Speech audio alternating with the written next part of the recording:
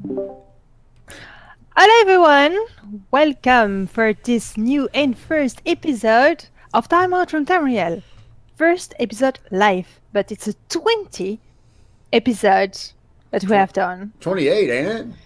Yes, 28, yes, sorry. Hey, that went smoother than I expected, the transition. Let's be honest, okay?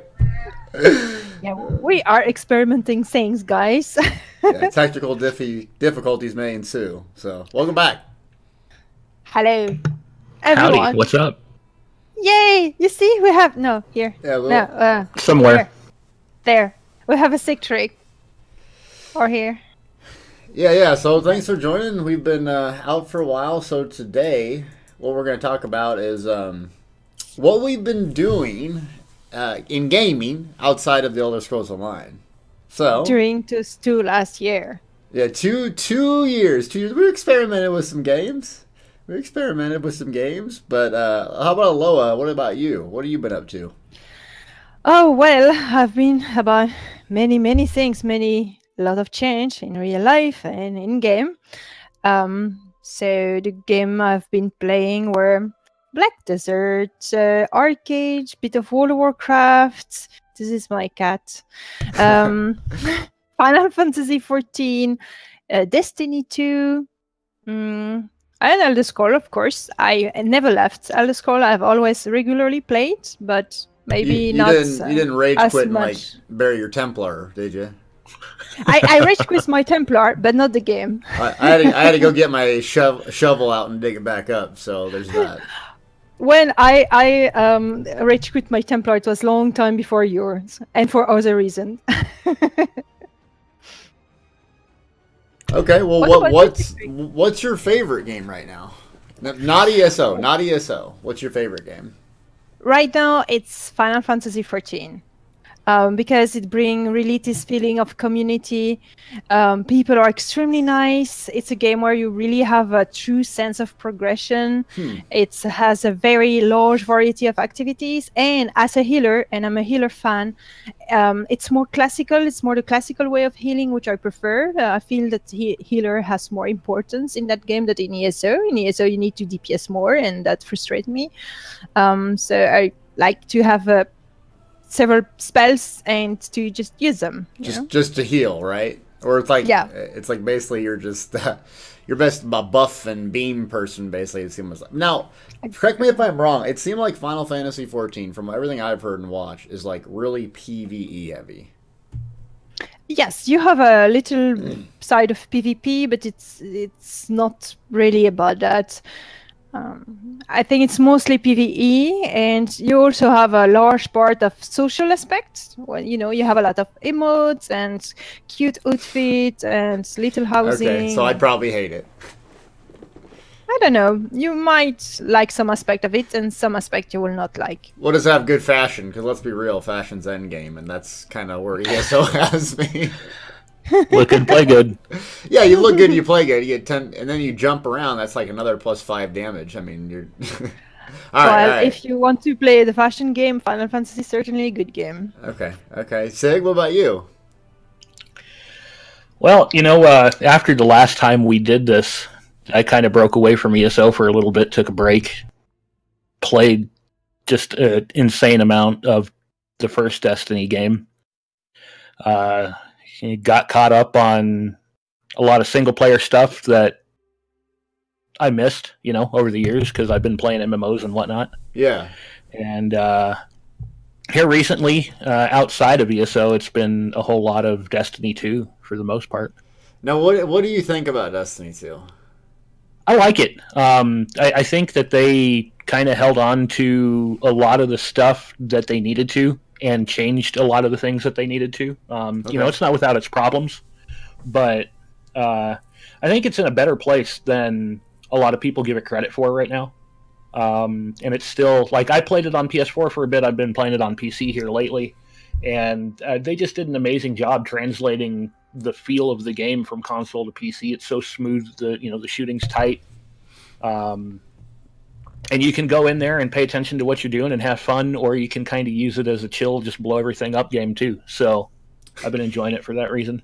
Yeah, and I played Destiny 2, obviously. I didn't like, Me too. I was so far behind in the content. Everyone else knew the game. I was just, and I'm terrible at console. But what I liked about it, I'll tell you what I liked about it is basically you could play solo, have a lot of fun. There was a lot of story. It was like basically what I wanted Mass Effect to be. Kind of like a shooter sci-fi MMO. The problem I had with it was when I got to endgame, there was like very little incentive to continue playing. Like, I sit here and complain about the hamster wheel that is MMOs, yet when I don't have the hamster wheel, I'm like, I need something to keep on. Right. It's like, now we take ESO here, what I've liked, and I know this is a later topic, but I tell you what, that trait change thing, that changed my life. That changed my life. It makes it, okay, you have to do a little grind, but it's not over the top where Destiny was like, I got to endgame, okay, there's no PvP leaderboards. Not that I'm going to be on it, I suck. But something to aspire to. You know what I mean? And then the PvE was great. The raids were great. And it was like, man, God, if this Mass Effect would have been like this. But the problem was, you didn't want to go right back in there because, like, well, our weekly rewards are done. What's the point? There's no leaderboard. Right? The very first time you complete Dragonstar Arena. I mean, I'm walking around my house, shirt off, flexing the gun. I'm like, dude, I beat Dragonstar Arena, and I go right back in there and do it again and again and again. Right? And the hamster wheel, you got to be careful with the hamster wheel. You don't want to be too far over, but you don't want there to be no incentive or a weekly incentive. I can understand if it's really your main game and you want to play only that, but if you play Destiny alongside other game, I think the pass is really good because for me, that's play 4 different games. Well, let's say 3. It's kind of nice. I never do all the weeklies. I just jump in the game. I'm rejoicing at the beauty. It's so gorgeous. It's amazing, and I love the Vex. And so what I like in this game is that it's a shooter game. It's very different for me. It's a shooter game that I can do because I'm not really good otherwise, but here it's fine. I can have it in hand, and it's beautiful. It's gorgeous. It's a different environment. The music is awesome. So it's a nice change from other MMORPG I'm playing. Yeah, and it's like you can get into it right away, but when you suck at something, it's just not as fun for me. You know what I mean? Like, there's some people that they've been playing shooters for 15 years. They're God's gift to shooters. I'm like, do I want to invest the time and energy to, I don't know. Yeah. Now, it's just because you're PvP, right? Right, and I'm like Garbo. I mean, I'm just getting nuked down. I'm not going there. I'm just like getting carried. I'm like, they're turning the corner shooting. They're saying all these weird things. I'm like, but I'll tell you what it did give me, this perspective that I needed. I was like, okay, so people look to me when they feel like this. And I'm like, okay, I feel like this. I don't like feeling like this where I don't know what. I'm the weak link. I'm the crappy player. I'm like, okay, so it gave me some perspective and some motivation to be like, look, you got to make guides for people that need it, not the 1%ers. No one gives a crap about that. The 1%ers don't need guides. But I tell you what I played is I played a crap ton of Fallout 4. Now, I went through my little couple month thing. I had to get off the pain pills, and the Fallout 4, still to this day, I can pick that game up and it's just a riot, and I just don't want to stop playing because it's like, I'm not an RPer, you know that, Aloha, but it's so immersive. Like, every little action that you do has a ripple effect. It's not a perfect game, but like if I go nuke down, a certain faction, then these guys hate me. And then every environment, every little encounter that I walk across does that. So it's like your own world, you know what I mean? And like when you're not feeling good or things aren't going well, it's like, I don't want to deal with other people, dude. I just want to log in, shoot my little flare up, nuke down some super mutants. Life's good. And for me, Fallout 4 is that game. And I played Mass Effect Andromeda. It's probably my favorite series of all time, but I was really disappointed in that game. There was no, like, they didn't take the game and improve upon it. That's what I wanted them to do. And for me, it was like a big disappointment that they didn't really improve upon it. So, but yeah, another thing about Destiny is the social aspect of games. Now, indeed. Go ahead, Loa. Yes, it's Georgia. Hey, Georgia, which is bringing this point. I say So I can get into Destiny 2 because of the lack of social aspect. And that's something I just experienced it today. You don't have a clan chat. It's hard to speak with people in your fire team, on PC at least, because you don't have this console attitude of getting into the voice chats. And this is really something, an aspect that I don't like to this game. And just underline once more the importance of social aspect in video games. And that's why Final Fantasy is working so well, or a game like ESO is kind of working in between. It's when you can build up a social aspect and an answer with people. That's what make games so important. That's why you stick to them. Don't you think? Yeah, and you really, I mean, on PC, you have to rely on, like Discord and your group of people coming together probably outside of the game, because meeting other players inside of the game is pretty tough because of the lack of communication on the PC side. But that said, I mean, for me, that puts that and some other aspects of Destiny 2, it puts it in a good place for me as far as using it as that filler game that you're doing in between other things. I don't feel, beholden to people that I run with in the game. Like I have to always be there, which is nice. And then because of the quick in and out, kind of nature of the game itself, if you don't play for a month and, like they just came out with the DLC and it raised the power level. If you don't play for a month, you can easily jump back in there and make up the power levels that you missed fairly quickly. I mean, when I started last night, my Titan was at like 270 something, and he's sitting at 305 right now, and that's after like 3 hours of play. So it's a great game, on that side, because you can just kind of get in, do what you want to do, and then you can put it down for a while. And I don't feel like I have to load it up every day to stay relevant in it. Mm-hmm. Yeah, that's the punishing. Like you got to play every day to get your gear and stay. There has to be that fine line, right? And Destiny 2 has a good point where it's like, I can pick it up, get level, I can play for a couple hours and put it down. But for me, it was like the quick plays, and there was like no leaderboard. There was no like end game in sight for me. So I was like, well, I think that Elder Scrolls Online also have a little bit that aspect, at least for me, where it has also, like Deltia explained, that you were not motivated to play Destiny because you do not have this progression thing. I have that a little bit with ESO. I play it like a tourist, I'm coming, I'm doing my little story, I know that I could grind my level, but why doing it? My favorite content is overworld content. I don't need the power, my character is ready. I can do everything I want with her.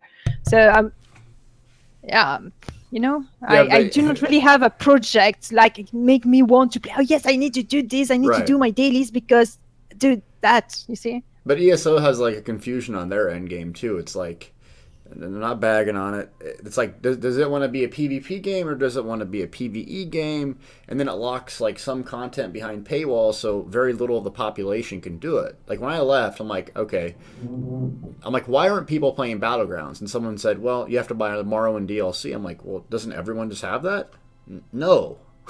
Actually, quite a bit. So you have something like Battlegrounds, which I was really looking forward to. I'll be queuing 30, 45 minutes and no one plays. I'm like, you're telling me on PC NA there's not 12 people that want to do this right now?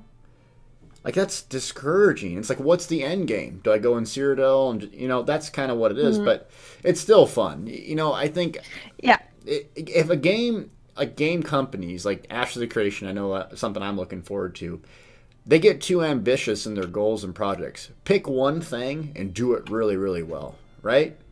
Yeah, that's a good point, actually. Pick one thing. Final Fantasy 14. Everyone who's ever told me about it said the PvE is fantastic. They never say anything about the PvP. That's fine. I don't care.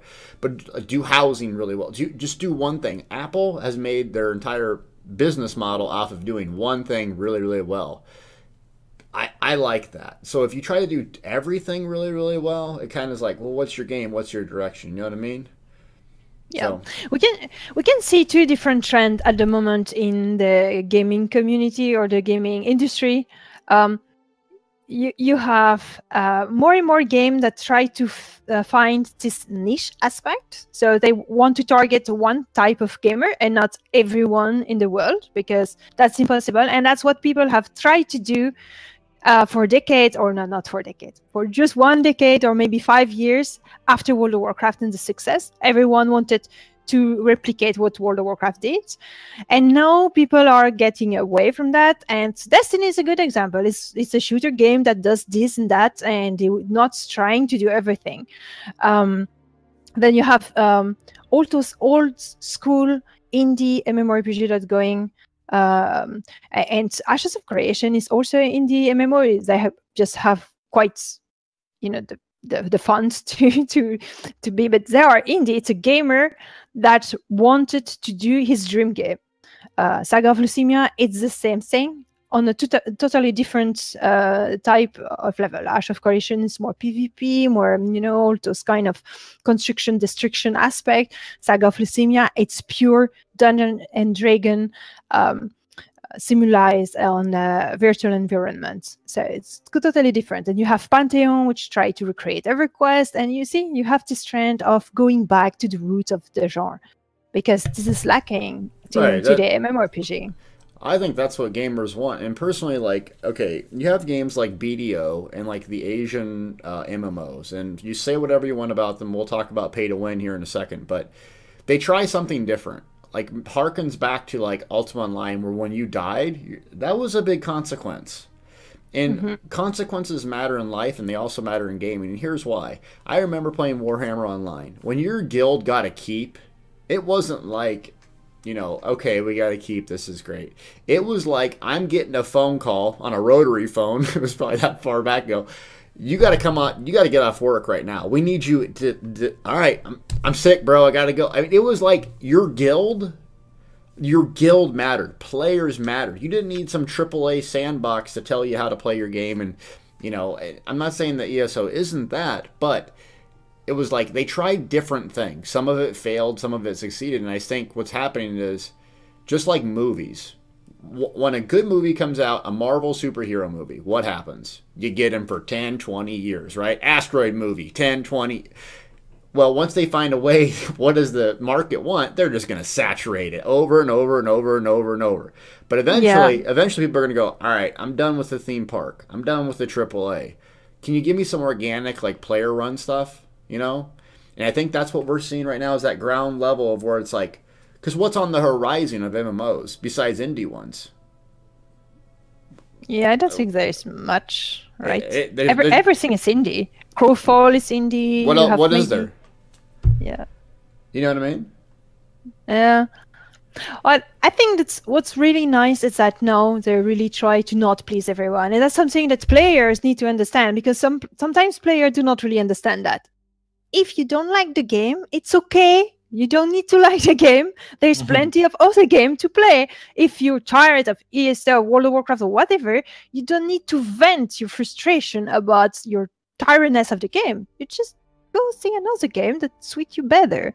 And I think I've really learned to do that, to just try to embrace and love the game for what they are and not for what I wish them to be.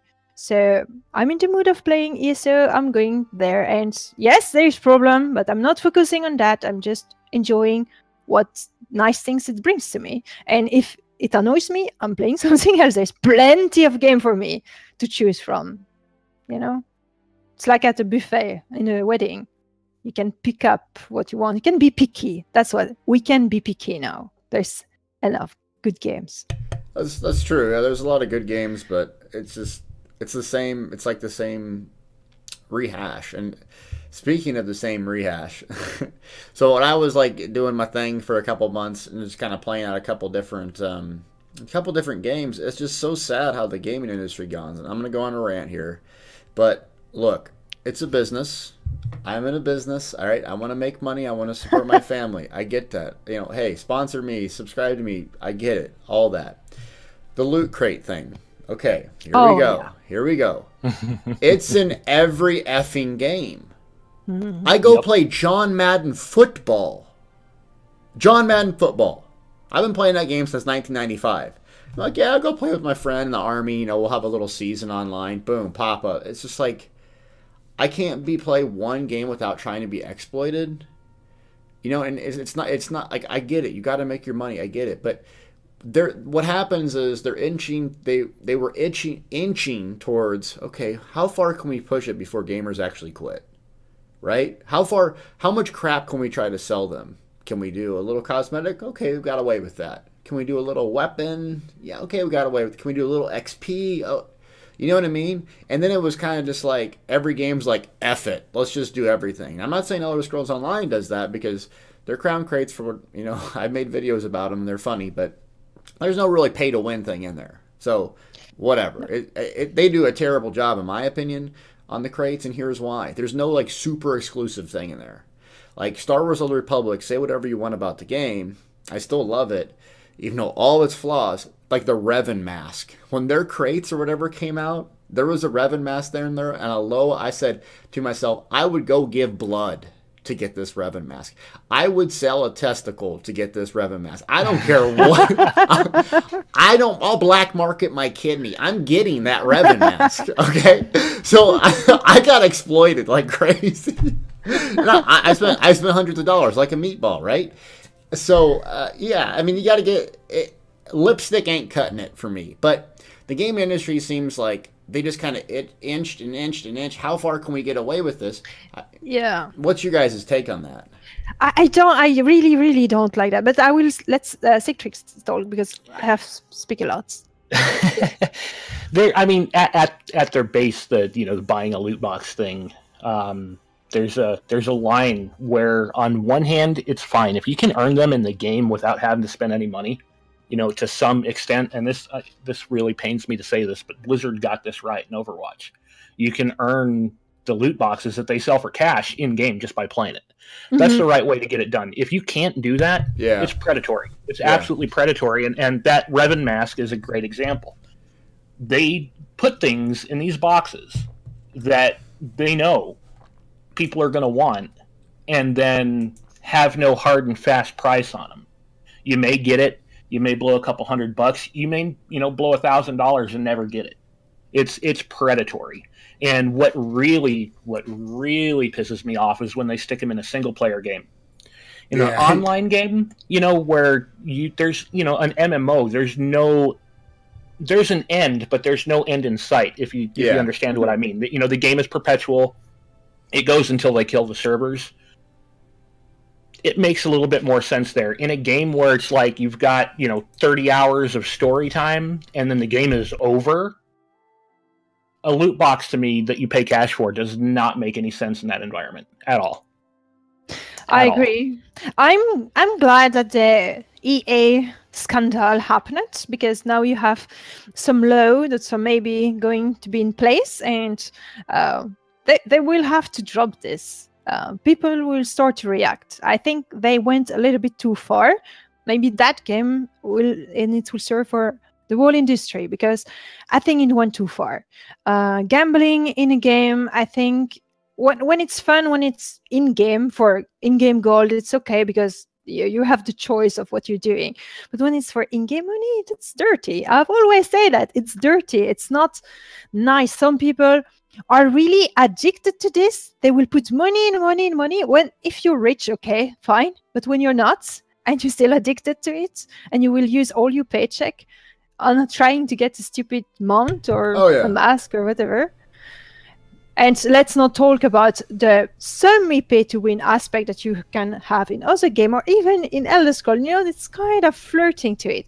Because when you have the possibility to earn motifs and stuff like that, and the drop rate in game is very low, that's flirting with it. It's not exactly honest, I think. And I really hope they will change, because we could explore other avenues for players to fund the games. I am not greedy. I want to support the game I play. Why not make a sort of Kickstarter campaign all the time? Like, guys, this DLC or this DLC, which one you prefer? Fund it, and the one that has the more funds will be developed. Something like this. It will be more exciting, because you will see, it's kind of nice. Why not do something like this? We can imagine so many different ways which will be more honest, and where people will more willingly share their money and still enjoy the game for what it should be, a game. Yeah, that's a good idea. But I mean, we honestly do voice our opinions with our wallets, and that's why I don't like making the Crown Crate videos. Even though if someone gives me $50, fine, I'll do one. But because I don't want to support it. But the thing with EA was good because gamers actually influenced an outcome, right? Mm-hmm. Like we said, no, we're done with this. We're done with your game. We want to so that's a good sign that if you don't want it, you don't want it. Everyone has to make a living. Everyone has to make money. I'm not saying you can't do that. It's your game. Do whatever you want with it. But it's just sad that every single game I play, a sports game, I mean, what do you think? You're going to start selling me packs in solitaire for new solitaire cards? You can get a 10 of spades and it looks amazing. Just 10s of spades is this 10s of spades, you know. So that's what I have now. I think we should switch it to a positive note. So I was been 2 years Imperial City since the last time we did an episode. Yes, indeed. So we have never talked about Orsinium, Thieves Guild, Homestead, or One Tamriel. So I was basically skinny, got fat, got skinny again. So there's that. All right. So since that's happened, let's talk about why we quit or why I quit. Basically, I was, we had a son, Maximus, and the plan was my wife was going to take care of him for 4 months, and I was going to take care of him for pretty much the rest of the time. But we decided to put him in daycare, and so just to get him some social skills, because I'm just too nice. I don't know. There's some of them daycare ladies. They just hear crying babies all day, and they don't bother them. I mean, there's a difference between being injured and hurt and all that stuff, and just fussing. So that's why I came back and started doing the stuff. Is that the life plans change, but me personally, going back to earlier in the conversation, is like once I do too many things, more than like one or two things, they're all trash. I'm going to be honest. Like if I try to stream, make videos, do Patreon, do podcast, it all starts sucking. So it's like if I can narrow my focus and do like one or two things and do it well, it works. And for me, I just bit off more than I can chew. And, I had to cut things off. And I disappointed myself that I cut this off because, God, we had a lot of fun, you know it? And so, yeah, that was my bad. No, don't worry. It was difficult for all of us to organize this. And so now we are back. That's all that matters. So we are back. The game has changed. So last Imperial City. Now, speaking of Imperial City, okay, here we go. One of the cooler things in the game, but one of the least played. I mean, you're talking about it comes and it goes. When the Imperial City celebration comes out and they give whatever more AP, XP, Telvar or whatever, people go crazy and play it. It's an awesome environment. It's awesome. It's like Cyrodiil, but smaller. It's just without siege. It's when it first came out, it was great. Remember the Nuggets? We went down there and zerged everyone, spawned their camp. I mean, we had so much fun down in there. And then it's just dead. I had fun on the PTS. You never played it since then? No. A little bit, but just the months of release. Never put my feet since ages. I don't do PvP. Every time I try, I'm disappointed. But that's because I'm not good, but I'm not motivated to learn. Okay. So what about you, Say? What about Imperial City? Imperial City, the content, the actual Imperial City content is awesome. But that was the same patch that made me step away from the game because the combat balance changes at the time. Completely wrecked my playstyle. Something that because me, back then I had never really done the whole min-maxing thing, but at the same time, I was working on my own, kind of unique way to play my Nightblade. I was playing PvP a bunch, and the combat changes that happened with that patch just completely wrecked, the 6 months of work that I put into that Nightblade, and it didn't play the same at all. So I stepped away. But I started playing the game again about a year later. After seeing, all the different single player stuff that I had missed or some of it anyway. I'm still trying to get through my backlog of, games and stuff, but started playing again about a year later. and went in for the first IC anniversary, saw it for the first time, basically, outside of the bits and pieces that I saw during the PTS and whatnot. And I mean, the content there is amazing. I love going in there.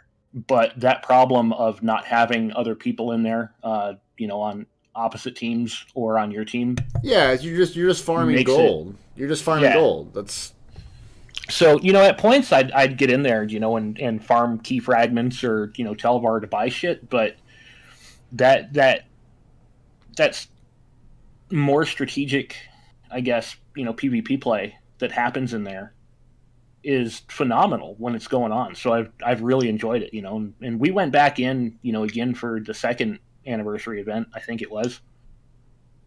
Might have been a different PvP event. I don't remember anymore. My memory is crap these days, but I dig it. I like it, and I wish they would figure out a way to get more people in there more regularly.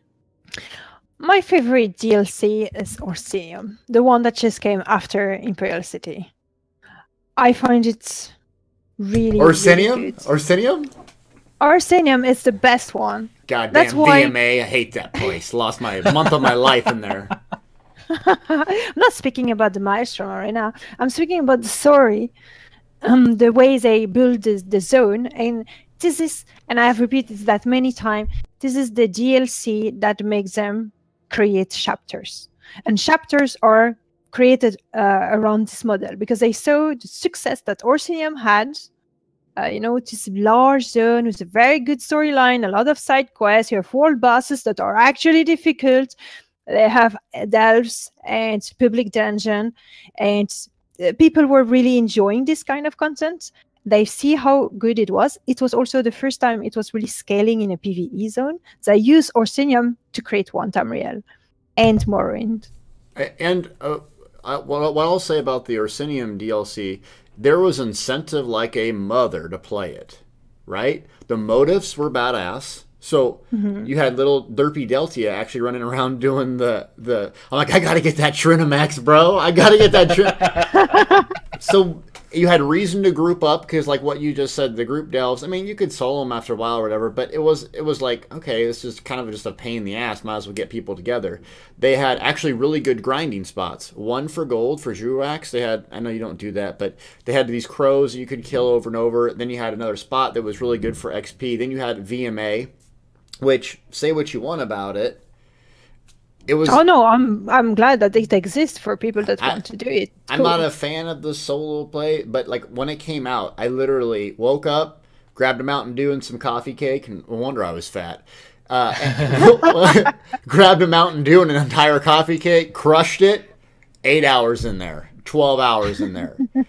It was a blast, but I lost a month of my life. I came out looking like the Unabomber with the beard almost, I mean, so it's one of those things that it was good, but I was like, more multiplayer, even if it's two people. But some people to this day still love it. Yeah, I actually came to the VMA scene way late. I never touched it, didn't care, whatever. Again, because wasn't a min-maxer. And then when the Rothgar anniversary, the first one happened, and they did double drops, I was like, maybe this is time that I get in there. And started to learn it at the time. And I didn't get my clear during that event. I think I rage quit VMA, and I went back in maybe 6 months later and got my first clear. And now I still struggle with it. I'm not the best at VMA, but I can reliably go in there and if I sit down and say I'm going to go start VMA and finish it, I'll get it done. And I like it for a couple reasons. I think that the idea behind it is really cool. It still challenges me, and even though, I play MMOs for that multiplayer social aspect, I still need solo stuff that I can do in the game when nobody's on, or when I want to play ESO but I don't feel like really talking to anybody. Right. So I've been using it for that. And I mean, it's VMA in itself. It's got its troubles that need to be addressed, but I still enjoy it. So Oh, I think it keeps busy a lot of people, and not everyone like to group. So you have the trial for people that want to do 12-man content, and the way they balance things out right now, you have the veteran one that are super difficult for the hardcore people with hard modes for the hardcore of the hardcore people. You have the normal one that's but let's speak about that. Citric, I think it's good. You have posted on Twitter not long ago the reason why you create Skull, your guild. Right. I think it's kind of cool. Yeah, so I played the game. Basically started, in one of the early betas. As a Nord pug. Yeah, exactly. Played, up through Icy. Took a year off. Came back, summer of, what would that have been? Summer of 16? Or summer of 15? I don't remember anymore. But, kept doing my own thing, and it was during the Witches Festival, the Halloween event last year, when I was like, you know what, I want to see a different aspect of this game, and started creating characters that, I was actually pushing for performance with. And got a few places and met some people and got an invite to what I was told at the time was Veteran Dungeons. And it turned out it was a Theron archive. Oh. Went in there and, we did AA, we did HRC. And then a couple months later, I got another invite to go try Maw of Lorcage. We didn't get the clear in there, but, we got to the last boss. And outside of those three events, I'd never seen a trial. At that point, I had never even seen the inside of DSA. It was mostly all, dungeons and vet dungeons. And I was like, talking to people who were running trials that I knew and stuff like that. And what I discovered, something that I pretty much already knew but hadn't experienced for myself, is that the trials guilds are really closed off. You have to know somebody, you have to post a certain number, and you have to know how to do the trial. And if you're not hitting one of those three things, it's really tough to get in and learn. And that was the real big thing, was that if you don't know, finding somebody that's going to teach you how to do it is really tough. And I got fed up with it and decided, I had a little bank guild, just a guild that I created to hold items in a bank, and scrapped it, made a new guild, invited a bunch of friends with the premise that we're all going to go in and learn these trials together. And that was, I think I opened it up to recruiting on the ESO forums on the 14th of August. And we're sitting at about 100 people right now, give or take. And we run trials right now, normal trials every Friday night. And we're crushing them. We've got a normal clear on every trial in the game now. Oh, that's super cool. Yeah, and we're setting our sights towards vet trials. And I'm actually in with a group of people that run vets on Monday nights, sometimes Tuesdays and Fridays as well. So, I'm getting my vet trials in early in the week, and then running my guild on Friday nights late, and having a freaking blast doing it. So that's been a lot of fun.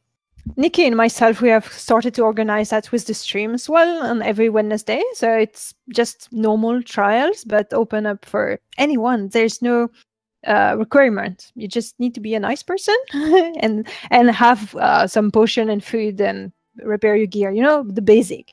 And you join in. We did the Asylum Sanctorium the last week with level 50. It just started the game. It was, his first character and join us, and it was fun. It was really cool. And I think that's nice to open up a little bit this kind of activity and allow new people to learn and enjoy themselves. So many people are scared to participate. Well, I mean, this game revolves around damage per second. Let's be real here. It's like the most damage per second, and if you don't post a big DPS, you have a little you-know-what, and, life is bad, and you should go in the corner. I mean, people overreact about that. And I've played with some elite players, and I don't really consider myself a 1% or anything, but some of the most elite players die the most, and then bitch about the healing, and have macros, and run sheets, and scripts. So it depends on what's most valuable to you. I think Sig took it a good way. Is like, some of these guilds are so unapproachable that It's like, dude, really? This is a video game. And that's why I hate Trials. I hate it. And I hate the fact that like some of the best PvP gear and PvE gear is into that. Because it's so hard to get 12 people that are not complete nut jobs together to do an hour, 2 hours, especially 3 hours if you're trying to learn it. And then once you learn it, then once you beat it, people quit. So it's like, we're segueing in here into like what we're doing in the game right now, but for me, I never found that group that I could reliably play with at a normal time, because I play during the day in America, so it's like, oh yeah, you should come in Europe, Mac. I know, right? But it was like everyone's like, oh my god, I don't do 40,000 DPS, my life's over. It's like, you know what, bro, I'll just go Zerg. I mean, let's be real. I'm going to enjoy my game, but I think that's great that Sig and other... I wish I could do that. I just don't have the patience, to be honest with you. Because it's like, for me, it doesn't fulfill that thing. What I like out of video games is what PvP gives me in this game. It's that coordinated feeling of being in the army. I got this guy to my left, this guy to my right. We might not be the best players, or hell, we might be the best players. But goddammit, we're going down together. And I know what they're going to do. I know what they're going to do. So let's just see how many badass 80 bow idiots we can take on. And that's what Cyrodiil gives me. As much as I hate Cyrodiil, as much as I bitch about Zerging, as much as I don't like some of the balance, as much as this and that, it's still just a big-ass organic PvP Royal Rumble. And I'll never forget the day I saw Havoc Guild. 8 people tanking a faction. I'm like, what? I mean, they were moving like little robots. Like, I mean, the coordination they had, it was like synchronized swimming in ESO. And they were nuking, I kid you not, 60 DC Puglets. I'm like, I'm going to be that someday. Little baby Delty was like, I want to be that someday. And that's what I love about Cyrodiil, is that if you're a good player, not necessarily the best, but you're a good player, you really developed your skill, you put a lot of time into your build, you can do things that would blow people away. And I'm not talking about sitting there, hitting elemental blockade and force pulse and macroing your attack. I'm talking about reacting and going freaky crazy on 60 people. And that's what this game gives me, is that it's not fair. And so when I get Zerg down, 20 people teabag me, yeah, I get butthurt about it, and I get mad about it. But when 3 of us take out 20 people, it's just it might happen once a month, it might happen once a year, but when it happens, it's spectacular. So that's what I love. Yeah. Wohler brought up a good point in your chat there, Deltia. There's another side to the trial story, which is, he says, quote, let me play how I want, but still carry me. That's a problem. That's an absolute problem. And it does hold people back. If they want to see trials, that, Bobo Magica Khajiit's not going to do it. It's not going to do it. And, one of the premises of my guild is that I'm never, ever going to ask somebody for a certain parse. A minimum parse to get into the guild. And I'll give them a chance in normal trials. But at the same time, there's an expectation that they need to understand that if they want to progress, that we may have to change what people are doing in terms of DPS or how they're set up, or, the gear they're running and stuff like that. So... but then it become more interesting, because, sorry to interrupt you, I'm jumping on your argument. It become more interesting because it's not just min-maxing because you want to be the best, it's because you want to be the best element for your team. So there's discussion with the rest of the team. Oh, maybe you could do this, and maybe if you had that gear it will be better, and you have the feeling to contribute. And if it's done nicely, it's not, oh wow, you do bad DPS. It's nice. It's taking negative behavior and transforming in something positive. And it's a lot more. And that's what we're trying to do. But the one thing that, when it comes to like the trials and the DPS parses, that a lot of guilds are asking for and whatnot, is there's a valid reason for that. The Wisp Mother boss in Aetherian Archive, if you don't have the DPS to get those copies down in a timely manner, you're not getting through it. There's a DPS check there. You're just not getting through it. So when it comes to people, that's true. But you got also there's tiers, right? There's normal, vet, hard mode. So if you want to be veteran or hard mode level raider, all right, you got to come correct. You got to have the right Mind of Stone. You got to have gold gear. You have spell power potions. If you're not willing to spend the money on it, and the time invested, get out. But normal trials is a little more forgiving. Right. And that's why, again, we're not asking, I'm not asking people for a 30K DPS parse. I'm not asking for a parse at all.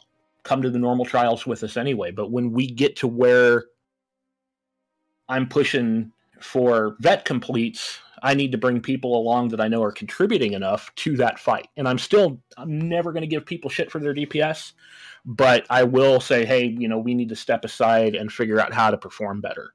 That's pretty cool. But so yeah, what Wooler brought up was that there's people out there that say Zoss says that I can play how I want and carry me, and yeah, in normal, that's a good point. Sure, that's a good point. In normal, sure, but in vet trials, you can't do that. You can't do that at all. So, this is an interesting point, and this is something that I always try to say to everyone, because a lot of people are stressing with their builds and say, come on, you're just doing random content, veteran dungeon, the normal veteran dungeon. It's okay. The difficulty of the game do not ask you to be the best and to follow the best builds, and just relax. If you're not doing PvP and if you're not doing veteran trial, you do not need to do that. Just relax, enjoy, find out what's worked for you, and don't give a crap about everything else. But if you want to be better, I would say go watch Celtia's guide. He's doing cool stuff. No, well, here's the thing about builds. It's like I make builds for the average player. I've never said this is the #1 best build of all time, and here's why. No, but that's cool. If you get the #1 best build of all time, I probably can't play it, and you sure as hell can't play it. Meaning, there's people that sit there and beat on parses for 8 hours a day like they're professional athletes. So you got to realize the 1% builds, you can pick it up. You can wear the same exact dress, clothes, Druax, gold it out, everything. That doesn't mean it's going to work for you. Simple it down. Learn what works for you, survive, and move on. And I think people get too caught up on what the 1%ers are doing and see, oh, God, they have this, they have this. Dude, do 2 dots and a spammable. Start there, okay? And then work your way on, because I'm not the best at it at all. But anyways, all right. So we ran. This could be a good topic for a show, though. Exactly. The title will be "Will Sig carry Deltia's DPS through a trial?" All right, last thing, quick. Last thing. Ready? Which last thing? Tell me. So what's our plan for ESO? Like, what are we gonna do in the future of ESO? Not like what's coming, but like what are we doing? So Aloha, you kick it off. Well, I'm going to continue to play exactly the way I want to play, following my mood and following what I enjoy the most, because I'm playing ESO to have fun. I will continue to provide reviews on houses and DLC because I enjoy to provide that kind of content, and the ESO news because I like the community. I also will continue to organize community events because that's fun. And other than that, I'm just going to play like a tourist with my weird builds that maybe will never work. Doing and enjoying the story content of this game because the stories are amazing and they don't need a good build at all. Put puncturing sweeps on your bar and click it. That's what I tell people if you're leveling a Templar. All right, Sig, you still growing the guild, and that's kind of your thing? Yeah, we're still growing, and right now I've got my sights set on getting some vet clears for the guild. So I'm working on trying to figure out what those next steps are, because we've been in vet AA a couple times, and I've seen the pain. So gotta figure some stuff out there. But outside of that, my short term with ESO is there's still a lot of single player or not single player but quest content in the game that I haven't seen. I'd like to get a bunch of that stuff done. I haven't done Clockwork City at all yet. And outside of the first zone in the AD faction, I haven't seen any of that stuff. Oh, man. Ever. Some of those are really good. Some of the stories are really good, actually. Loa don't laugh. That's what I heard, but it's full of Altmer and hippie stuff. Yeah. Yeah, so you know, I don't roll that way. But I've been spending a lot of time here recently trying to figure out the Mage Blade thing. The rotation is a lot different. I've spent the last year pretty much 100% on a Magicka DK build, and the Magicka Nightblade plays so much differently from the way I play my MDK that I'm struggling with it. I got all the gear. I've got the right setup. It's that rotation that's killing me right now. So I've been working on that a lot. Sigrid, can we say that now you do not play only Sigrid the Axe, but also Pretty Dunmer Girl? I play Pretty Dunmer Girls because pervert. I didn't like the way the Dunmer male looked, and he didn't look like my character. So I made a Dunmer female, and what can you do? Yeah, it's my favorite character. I enjoy the hell out of it. Do you have lipstick though? Let's be real. Do you have lipstick on your character? I do have lipstick. Okay, you're good. You're not a pervert. Just put it on just for you. But yeah, so been doing that, and Delty, I've actually got a couple Stam characters that are red guards, believe it or not. Haven't played a whole lot of them yet because I'm still, it's hard for me to break away from the MDK because as tough as it is, as much love as that class needs, I really enjoy playing it. So it's been hard for me to do other stuff, but yeah, at the end of the day, I mean, my Magic Templar is just, it's gutted, but I just get on it. It feels like home. And when I wasn't playing this game, I'm like, God damn it, I want to repent in something. Walking around the back of my house, there's a dead squirrel. Weird, repentance ain't working. I just wanted to repent something, but. As far as my plans, I mean, when I was the most satisfied with the game, it wasn't being Emperor, it wasn't being good or bad or whatever. It was just being helpful. I mean, I would like to spend some time invested in like training people in the guild, whether it's PvP or PvE. The best time I had, and we were bad. We were little puglets and 20 deep Zergers. But when our guild took over a PvP campaign, we won it. We did a lot of death flopping, believe me. But we did it. We won the campaign. Every little person had a role and an important job. Whether it was to go solo their resource and get us 1 point or whatever. That was about community. And like that's what I want this game to be more about, is like the reason I play an MMO is to do something together with people for a common goal. That's why I joined the army, right? A little more crazy, but same sort of thing. Was like, what can we do? What can one person can do only so much, but another one, 3, 4, 5, right? And so this game needs something like guild incentives. I keep going back to Star Wars, and hold on there. Say whatever you want about Star Wars: The Republic. It got a lot of flaws, but damn it. You can do stuff with your guild that gives you incentives to be in a guild and do things. Not just a roster of, hey, who wants to go do this dungeon? Hey, who wants to go PvP? You know what I mean? And so, I don't know. I wish there was incentive for guilds. Guild ships, guild capitals, guild housing, stuff like that. Because it's missing community, in my opinion. Aloha, you're about to jump in on me. Yeah, I think that will be a very nice topic for the next times, where people can, vote on the things. But next week, what we are talking about? Next week was, the poll that won was what's coming in ESO in 2018. So we're going to speculate on what we think. And I think it's going to be Guild, maybe. Just Deltia, just cut. So yeah, you cut out. Oh, I cut out. You hear me? Yes. All right.